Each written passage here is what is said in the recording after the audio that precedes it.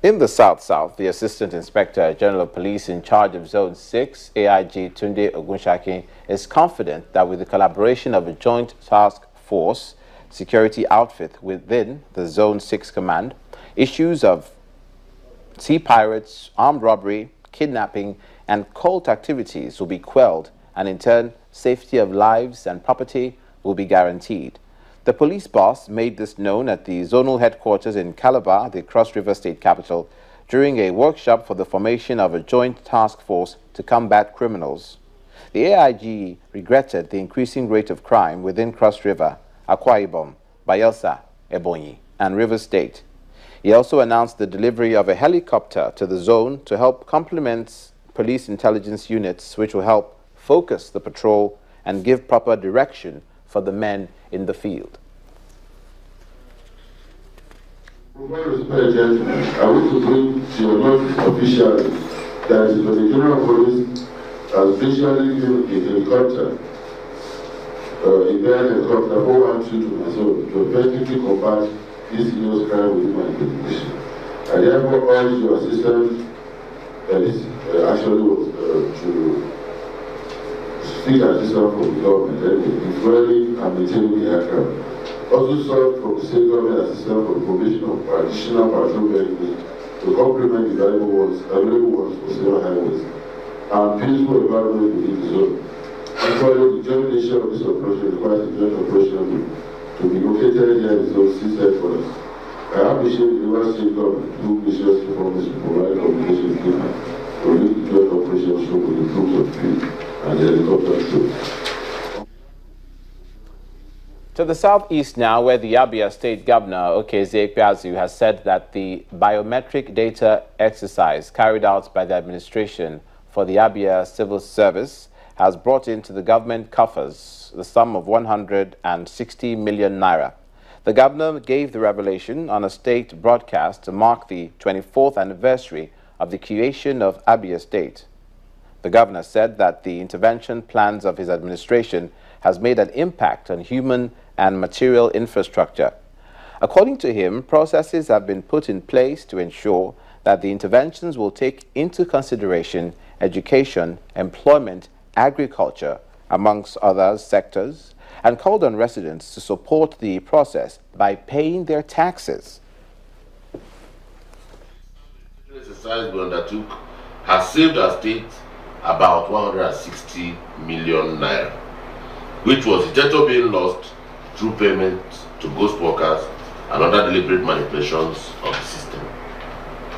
I plead for your understanding as we round up the process and give the assurance that once we complete the ongoing verification process, our administration shall not owe any worker in Abia State their due entitlement. I am fully aware that some of the measures we have adopted in strengthening our processes may be causing some of you some inconveniences.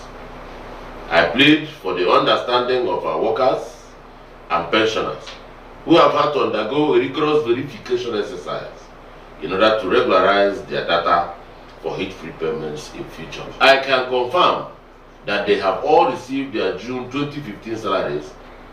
We have set in motion the process for the revival of technical and vocational studies in Abia State through a scheme which seeks to ensure that education in Abia State leads to employment.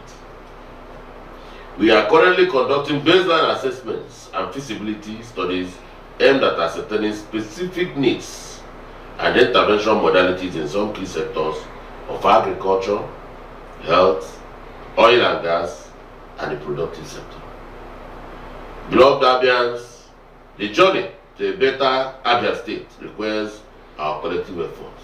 Your cooperation is required in the area of payment of approved taxes, as well as obedience to government directives on relocation of shops to approved markets and measures introduced by government to ensure a cleaner environment. Abia State Governor Okezie Ikpeazu. 545 million naira. That's how much contraband goods seized from smugglers by the Nigerian Customs Service Unit, which oversees the southeast and south is worth. That's how much they've seized. That's how much the money is. These goods range from vehicles, even second-hand clothing, to expired bags of rice and even cartons of engine oil. Now, showing newsmen these seizures in Owerri, the Imo state capital, Victor Dimka, who is the Area Comptroller for Zone C, says the seizures were made within 7 days of intense operations by officers of the command within 11 states under their zone. Take a look. It was a busy day for the Imo State Command of the Federal Operations Unit Zone C of the Nigeria Customs Service as it played host to the customs boss in the zone, Mr. Victor Dimka. His mission is to inspect the contraband goods seized by the command along the Benin-Umunede and Asaba axis, as well as the Owerri Port Harcourt on-air axis. Among the seized items are 85 bales of second-hand clothing, 373 bales of second-hand school bags, both duty-paid value amounting to over 30 million naira, and expired bags of rice and cartons of engine oil. Today, what you are seeing and you are going to see later is the result of the seizures made within 7 days. These vehicles here, most of which are brand new, were also smuggled in with a duty-paid value of 300 million naira. Anti-smuggling activities must be in top gear, and while doing this, we should be mindful of the fact that we are trade facilitators. Today we are showcasing what we have seized in 7 days after this directive was given by the acting CGC. While the anti-smuggling activities of the Nigerian Customs Service remains in top gear, all hands are expected to be on deck to ensure that the country generates as much revenue as it should from customs duties.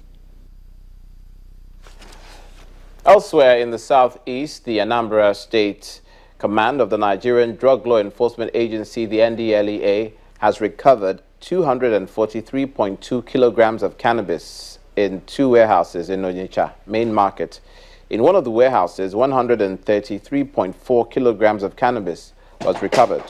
The NDLEA State Commander, Mr. Sule Momodu, said the suspect brought in the dangerous drugs into Anambra State from Delta State through the waterways, but through intelligence reports, the officials of the agency were able to trace the drugs to his warehouse. The second suspect, a notorious drug baron who escaped arrest, had 109.800 kilograms of cannabis recovered.